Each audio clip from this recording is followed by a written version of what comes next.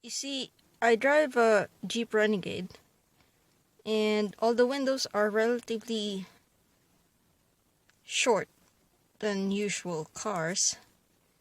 So I found this Reflectex that is meant and designed for trucks, for the front windshield for trucks. And guess what?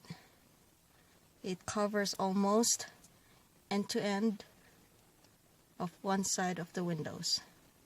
And to keep them attached, all I did was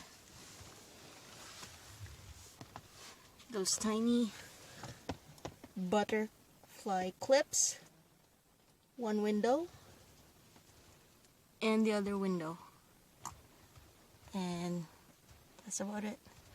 So I got this one on sale only for $5, and since it works, I'm gonna buy another one for the other window. So I now bought a second piece of the Reflectex, and original price was at $14.99. It's now only $5, and this is the measurement of this Reflectex.